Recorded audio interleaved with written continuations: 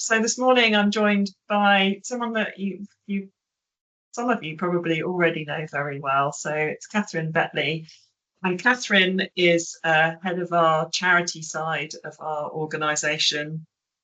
She's extremely experienced. She's had over 25 years of experience of providing white label counselling services, and has a speciality and specialism, I should say, in developing bereavement support. And Catherine this morning is going to give you and me, I think, practical solutions to help to support your bereaved families. So I'm going to hand over to Catherine. Thank you very much, Sally, and it's very nice to be here. And thank you, everybody, for taking some time out of what is probably a very busy week for most of you. So we've got a fairly short session this morning, 45 minutes, and I will try not to speak for a good chunk of that in order that you can maybe put some questions or comments in the chat box. And I will try to answer them as best I can. But essentially, what we're looking at today is what funeral businesses currently provide in the bereavement space, looking at some ideas for how you can provide that exceptional aftercare that really seems to be something that bereavement services want to provide. It's not always possible, and sometimes it's not always appropriate for whatever reason, but how you can look at your aftercare bereavement care services and maybe develop them, improve them, and also some more considerations that I think would be helpful for services to think about at that point as well. So feel free to chat. It's a bit strange doing it this way because normally I can see people's faces and I'll like say wave or yell or whatever. So put something in the chat if you want to make a comment or ask a question at any time, and I will try and stay on top of it. But for now, I will share my screen and hopefully you'll be able to see the slides.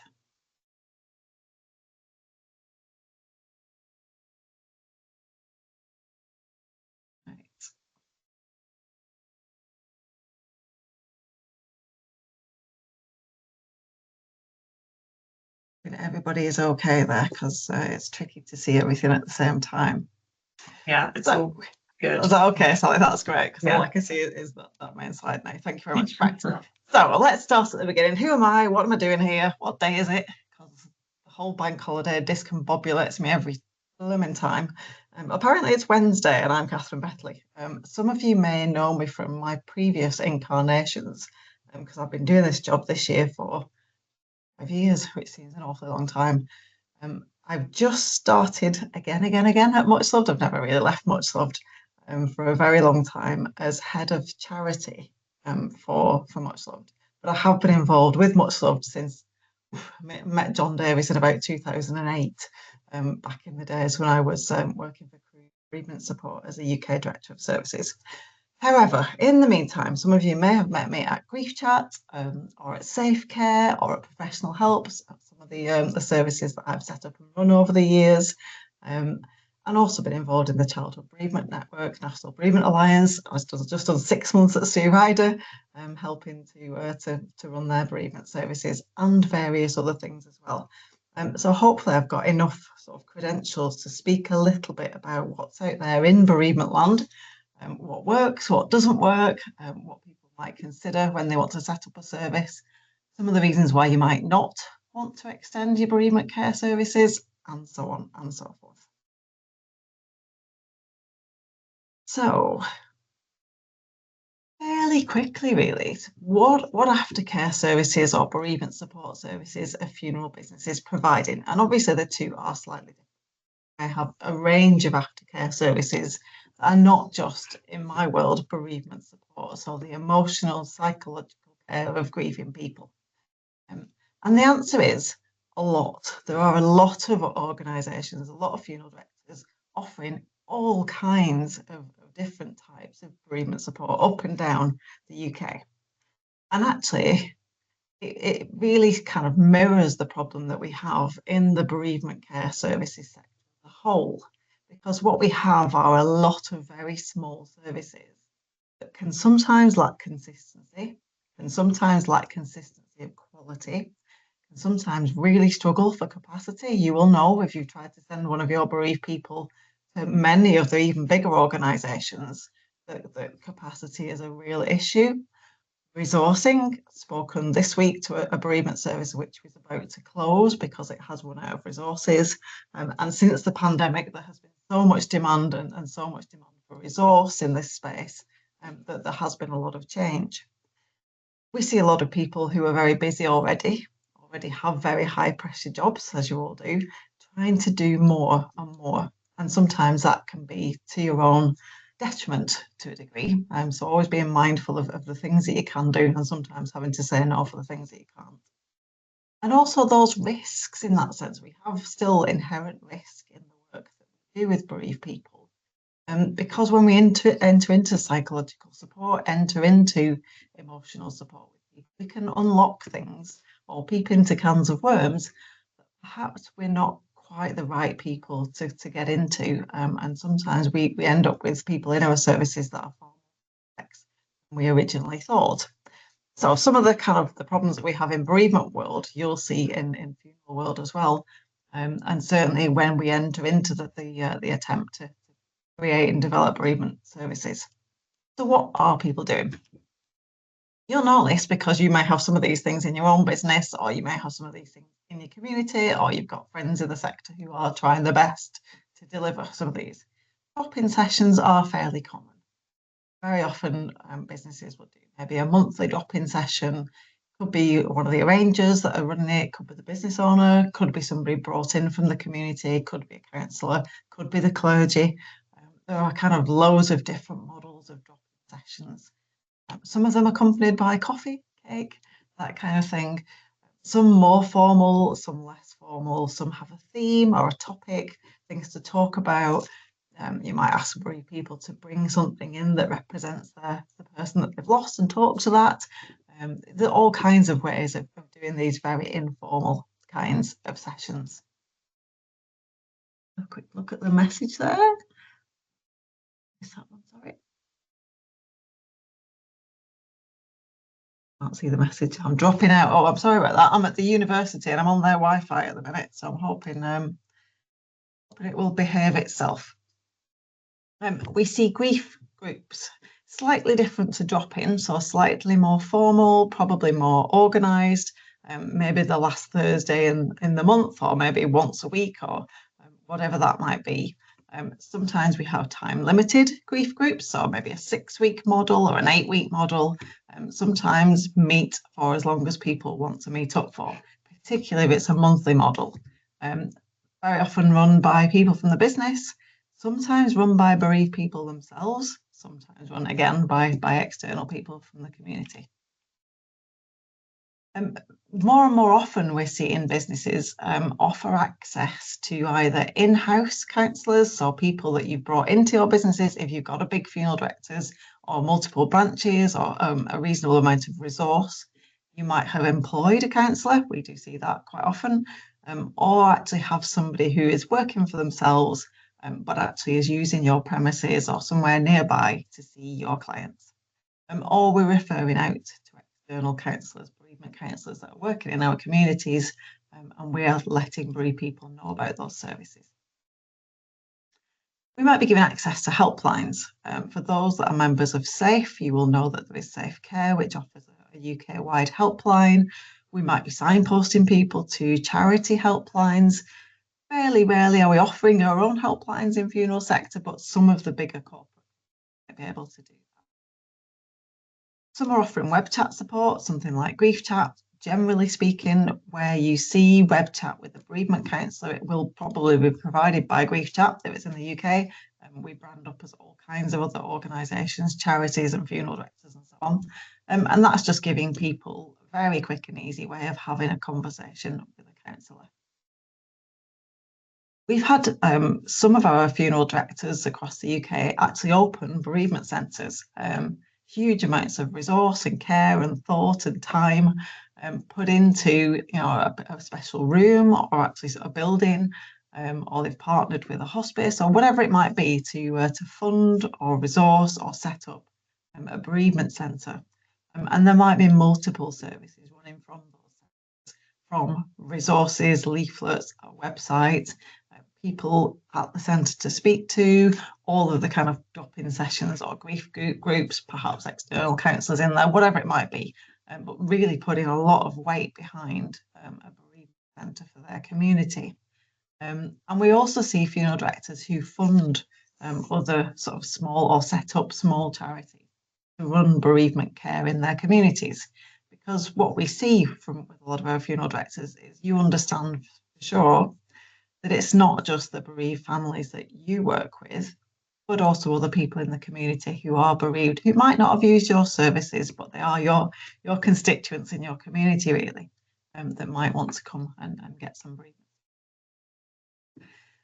Most funeral directors would have website information about bereavement care or aftercare services, massively varied.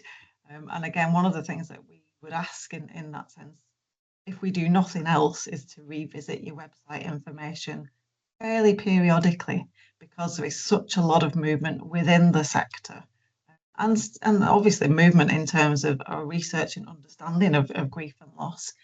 We still see a lot of reference to things like the stages of grief on websites that we know have been sort of disproved by research and practice, really, to be not that helpful to bereaved people. But we still see a lot of kind of old information floating around, and perhaps information that is out of date.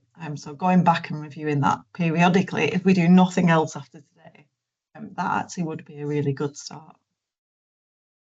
Online tributes. You had a much loved session today. Many of you will have a much loved online tribute, or you'll be using the funeral notice service there. And that's a really good start for many bereaved families, because what we give through those online tributes, what we start by putting a funeral notice on your website, is then the relationship that the families will have with that tribute, with that funeral notice website, that then they can use that as their place to remember, and they can share stories and put pictures on there and music and fundraise and all kinds of things. But also there will be access to the wider, much loved kind of community of support there as well, and links to other organisations. You'll probably have resources. Most places do these days, whether it's a leaflet for crews or one of Bill Webster's videos, books. You might have an online bookshop or access to a book list that people might find useful. You'll be given out quite a lot of information as you go. And you may well signpost as well. There are some, a couple of really excellent, essentially aggregator sites that will signpost people in their communities to local services, to national services, specialist services, depending on their type of bereavement or who they've lost. And At a Loss and the Good Grief Trust are some of them. But obviously you'll have your own church groups, community groups, charities, bereavement counsellors in your communities. So you'll be signposting fairly routinely those as well. And probably others as well. It's certainly not an exhaustive list, and it's really heartening everywhere I go, for sure, that I speak to funeral directors pretty much on a daily basis. And people are telling me, what they're involved in, what they'd like to set up, and immense efforts for the most part to really make bereaved people feel like there is somewhere to go at this very difficult time. Some businesses do nothing, and that's not a criticism, actually. Sometimes that's the most sensible thing you can do, because either you don't feel like you've got the skills or the knowledge or the bandwidth, because this work is resource intensive. And if you're organising sessions or coffee mornings or whatever it might be, it can really kind of take hold. And what we see sometimes are people under a lot of pressure, because these things can become very popular quite quickly, and become a real challenge to keep on top of. So some choose to do nothing, and sometimes that's because of a philosophical view that actually our care for the bereaved is felt when we organise the funeral. That is what we are best at, that is what we're here to do. And actually, by giving people a fantastic funeral experience, by giving them that time, that care, that empathy, and then we signpost them to other organisations, that is our job done. That is perfectly okay. I agree to some extent that that's absolutely grand, and for sure, if that's the best you can do, then it's usually perfectly good enough in that sense.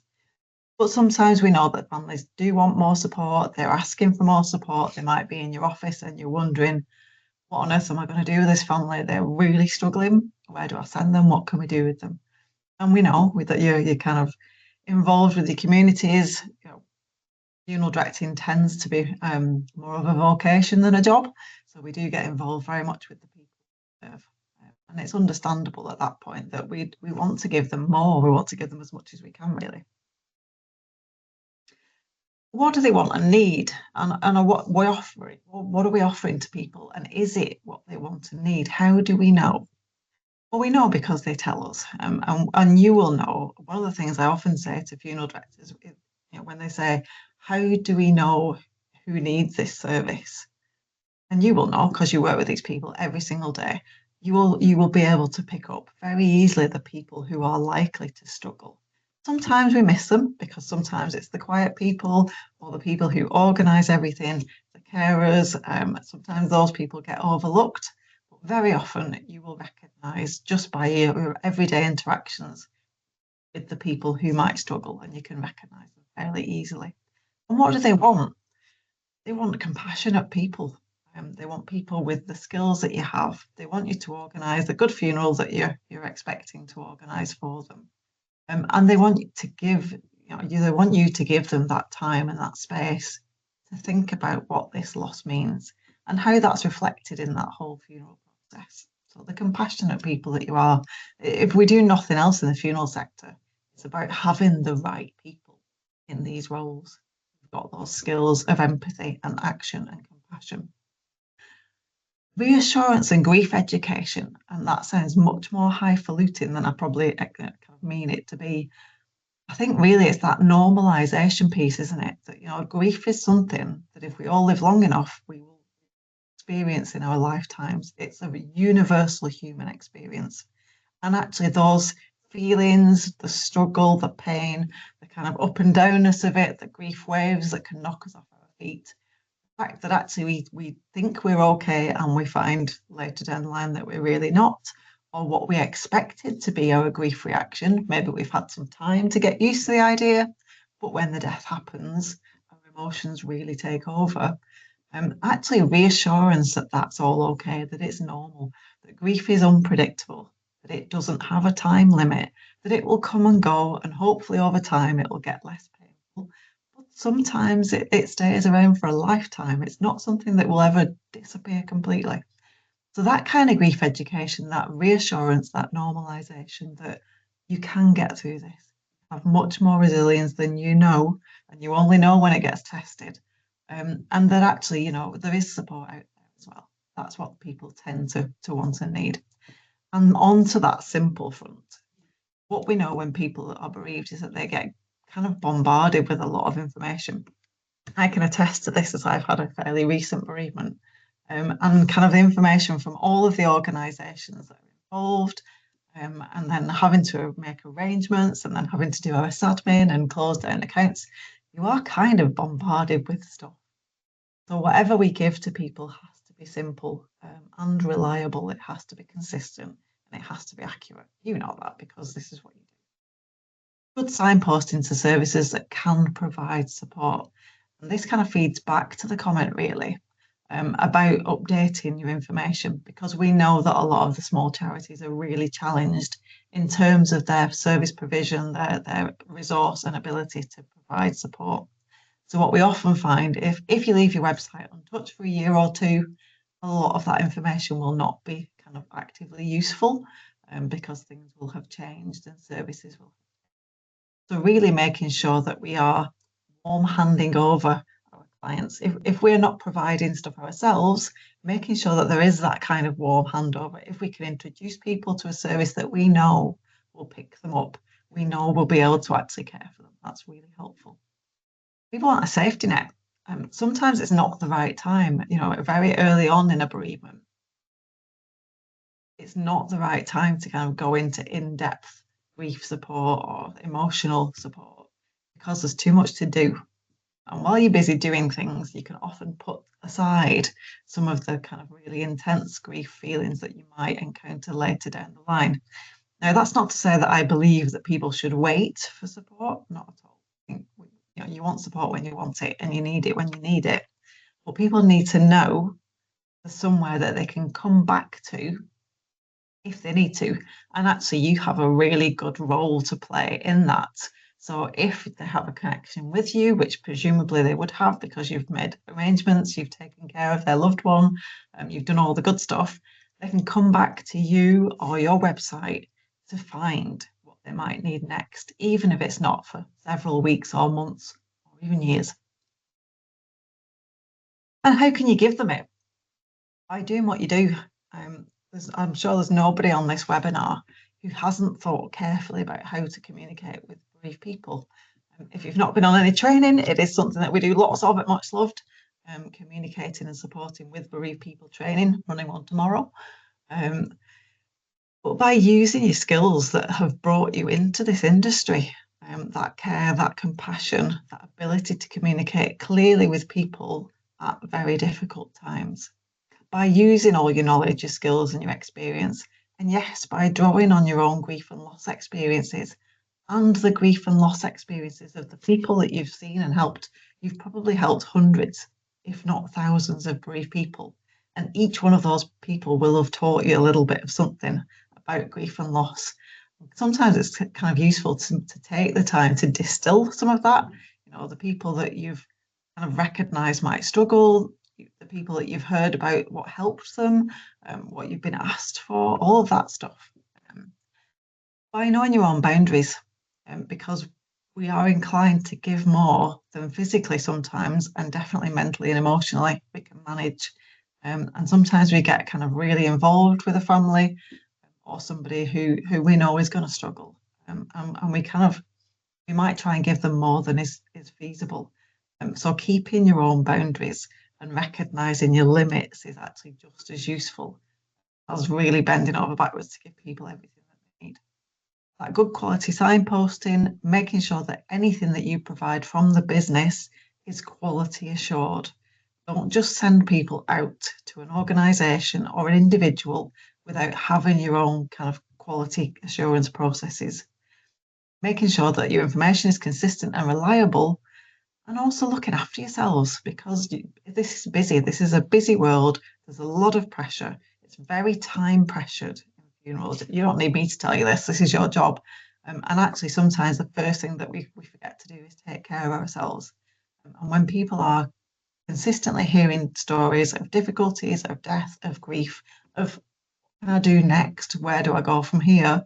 We take a lot of that in ourselves. And for the most part, we're very robust, and we manage a lot of this information and these stories. But it's very important to take good care of yourself. In fact, if anything, bump that up to the top of the list, because without looking after yourselves in this job, you'll be able to look after other people. So things to think about. And they're not all kind of straightforward. Some of them are very obvious and some of them are not that straightforward. So things like, you're not expected to be a bereavement counsellor. Nobody expects anybody to kind of, in fact, they probably wouldn't thank you for spouting bereavement theory about bereaved people. People want your time and they want your expertise and they want you to do the necessary things well. I don't think anybody in the public really pitches up at a funeral directors and expects you to be bereavement counsellors as well. They probably treat you like that, and you might have the skills and certainly the experience more than most bereavement counsellors have. But you're not expected to kind of give that kind of very close attention to every story of grief and loss and be able to fix people. It's simply not possible in the time that we've got for the most part. Things like a needs analysis, what are clients saying that they want? Is it really what they need? Can you think about the last 12 months of the families that you've had in through your office? Who died, where they died, where did they live, how they engaged with your services, and what you think might have helped? Very often we tend to get sort of slightly fixated on a story or a family who have been outstanding in some way. Either they've had something very, very difficult happen to them, or they've behaved in ways that needed real extra support. And we divert our resources to the few rather than the many sometimes. So thinking really more broadly about your constituent population in your business and in your community. What do people really want and need? And trying not to kind of be too specialist about it, because that can lead us down some complicated roads. Are there other local charities or services? You're a local hospice, a bereavement organisation, a branch of a big bereavement organisation that you can support, you can fundraise for, you can send people to, with the expectation that you might offer them some help as well, without setting things up yourself. Because setting up stuff yourself is going to be time consuming, it's going to be resource intensive, and it can end up quite interesting and quite stressful. Especially if you do it all in-house in the business. Big demand. Can you access grief support for your clients via your existing memberships? Look at SAFE, the NFD, the BIFD, all of the membership organisations. What are they doing? I happen to know SAFE well because we run Safe Care, which is a helpline, email, and access to counselling and web chat. Can you access that? Can you recommend that your clients use something like that? Or through your partnerships, Much Loved, or for grief chat? What have you got already within your business that means that necessarily you don't have to do it all yourselves? Thinking of both the cost and the resourcing. So what is the likely cost of the service or the support that you would like to set up? And what is the resource? Because it's not always the same, is it? It's the people and the time and the running around and the rooms and the coffee and all of that stuff, really. What is the cost and what is the resourcing? And where is this coming from? And where are your boundaries in that? We've seen a lot of businesses who have tried really, really hard and set up shopping groups or whatever it might be, and they've had to close them after 2 or 3 years because actually they've opened them up to the wider community, because we are community-based organisations, and that's really important to be seen in our communities and to be valued in our communities and to give something back. But actually they've been overrun then because there is very limited other stuff with maybe available in that community, and actually it's got out of hand reasonably quickly, and has run out of resource and time, or it's just put too much of a burden on your staff, or your staff have left, all of that stuff. And that whole kind of the business benefits, really, or not just the business benefits, you're obviously going to benefit as a business from offering something extra to bereaved people. It might be a unique selling point for you. It might cement your place in that local community. It might make you feel better about sending people out into the world when there's no support available. So if you're providing something, that'll be good for you. So your own peace of mind might benefit, your clients might benefit, your community might benefit. But that sort of cost benefit analysis is really, really important. And another point, so if the other thing that you take away from this is updating your website information, then the second one is, if you are sending your bereaved people out to other organisations or bereavement counsellors particularly, my plea to you is please do not send them out to anybody who is not on a professional standards agency register. Well, that means that they would have to be a member of a professional body, like the BACP or UKCP or the National Counselling and Psychotherapy Society. Counsellors and psychotherapists, there is no legal requirement for them to be registered with a professional body. But if they are not, they're not on a professional standards agency register, and they are essentially unregulated. So please quality check all your organisations. And likewise as well, if you're bringing somebody into your business to deliver this kind of service, make sure you've got professional indemnity. Always ask counsellors and therapists, if you're using one, what supervision they have. Can you see evidence of the qualifications and what insurance that they've got if they're working externally for business. Just making sure you've got all of that in play, really, to protect your clients and your reputation. Time is a biggie in bereavement services, and not just the time it takes to establish a service, because they can take a long time to. Sometimes they are wild within a few weeks. Sometimes it can take weeks, months, and years to get some kind of traction within the community. Not just the time you're putting into it, is what you're providing the right thing for people at the right time. Is it a timely service? And how long can it run for? How long are you able to resource this for? How much time are you going to give your staff to do this work? Because it's kind of above and beyond their day-to-day job, and that day-to-day job is still going to be there. So time is a biggie. Consider a stepped care model, and by which I mean I haven't got huge amounts of time to talk about it today. Really aiming to give everybody a little bit of something rather than a small number of people something very resource intensive. In that respect, I'm kind of all for there are lots of specialist organisations that we can refer to theoretically, and only theoretically really, mental health care within our NHS model as well. We shouldn't really be dabbling very early in a grief, people who have complex mental illnesses or really challenging presentations. So thinking about what can we do at a fairly basic level for a large number of people, because it's always better to do that little bit well than do a lot of stuff badly, or actually set off down the road where we're setting something up that's really resource intensive, not entirely sure we've got the skills to do it. We'll have a punt on it and see how it goes. And we see this a lot with all sorts of organisations. We'll try it and see what happens. And then sometimes things can go. And it's not about putting people off trying. I think it's just about being mindful that, you may have people who are not necessarily your clients come to a bereavement group. They may have all kinds of other issues going on that you don't necessarily know about. You might be exposing your clients to those issues and so on and so forth. So managing things is really, really important. So if in doubt, take a step back first and also ask for help. If you're not sure how to set up a group, if you're not sure what the right model might be for your organisation, if you're not sure whether you've got the skills and knowledge to do it at all, if you wanted to ask, well, what else might be out there in my community that we can access, ask for help. Much Loved is a resource.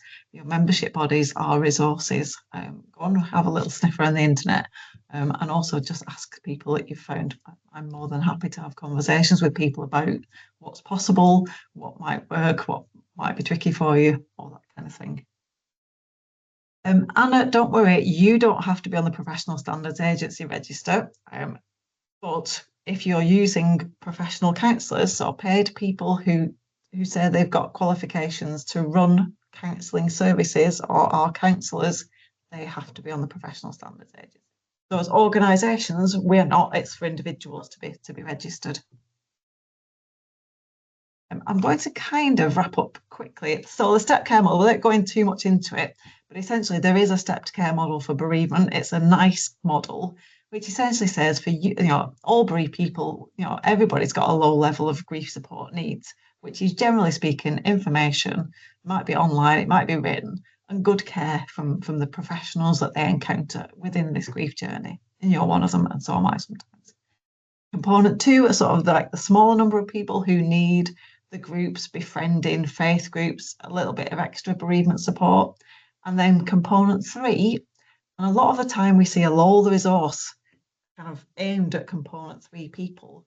So we pay a lot of money, she says, running lots of counselling services to counsellors to provide quite complex interventions. But it is only a small number of people that need those interventions. So again, there's that analysis between what people say that they want and need and what they actually need are completely different things sometimes. I mean, 9 out of probably 10 of our conversations on Grief Chat are people saying, my GP says I need counselling. And unfortunately, that's sometimes because that's all that GPs have to offer. In that sense, we either have antidepressants, sleeping tablets, or you need to go and find some bereavement counselling. And that seems to be the kind of hamster wheel that we tend to be on within those sorts of services. But actually, it is a very small number of people who really do need that high level intervention that's very resource intensive. So kind of don't fall into the trap of going straight for counselling, I guess. Long story short, there's a lot of other stuff you can do that are less resource intensive, less risky, have more impacts on more people. So I'm going to stop talking there. Stop sharing the screen and just have a look at the chat box. We've got just under 10 minutes. If anybody would like to ask any questions or would like to comment or share anything that you're doing within your communities that other people might find helpful. But certainly with the new role that I've got, much loved, we are very much looking at how we can support funeral businesses to create models that are sustainable, create models that aren't massively resource intensive, and give you the resources that you need to set things up if you want to do that, if you feel that's appropriate. How can we help you to develop or improve your bereavement support for your clients? What would help you most? I'm going to hand over to you guys a little bit now. Hopefully my screen doesn't completely bunk out. How are we doing?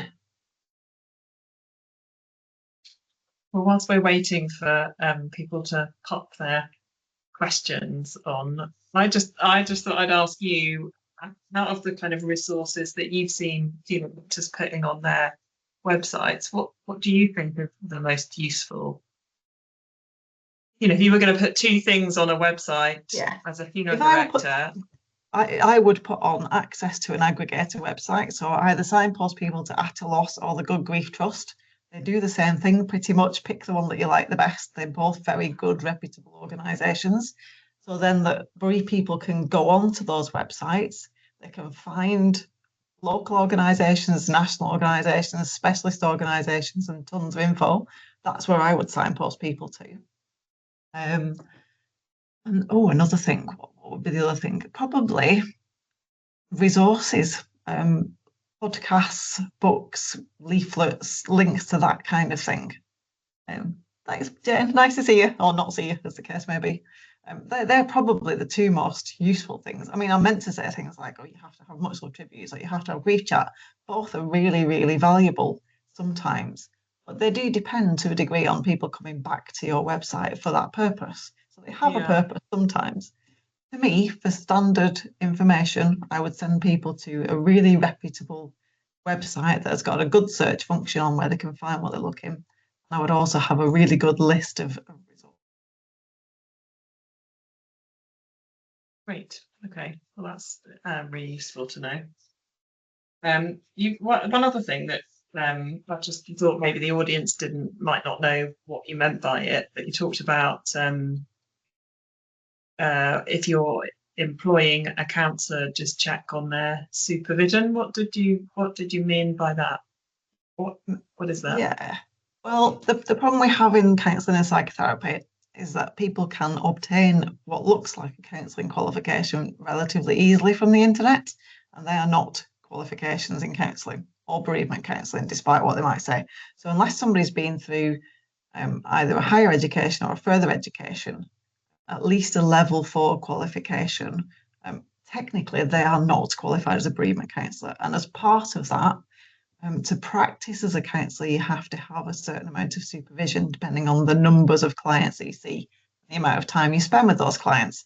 So, for example, if you spend 15 hours a week working directly with clients, you probably need an hour or two of supervision, at least once a month, to talk through any difficulties that you might have. So somebody who is, your supervisor will be somebody who's very experienced, has a qualification in supervision, and probably somebody that you have to pay for to see fairly routinely.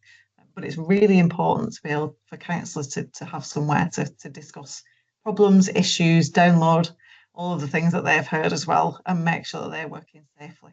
Supervision's for. Questions here. Oh, hello, Simon. Long time no see, actually. Thank you. Yeah, using SAFE on the local church group. There are quite a lot of church groups that are running the bereavement course, and it's something to do with At a Loss. Can't remember the name off the top of my head. Safe Care is on the website. That's great. And if you are SAFE members, please do link the safecare.org.uk website. Is a good one. I know, I wrote it. Funeral director whose community champion runs groups under the Not Alone. Yeah, absolutely. Loneliness is the scourge of our times, isn't it, at the end of the day? I mean, it was a huge problem during the pandemic, and it still is. It hasn't abated at all. Yeah, they are really, really resource intensive. I'd like to know more information about that, Michelle. I'll be able to chat to you about it. Yeah. That's good. Thank you. Hello, Simon. Anything else anybody wants to have the opportunity to comment or ask? Well, we've got a couple of minutes.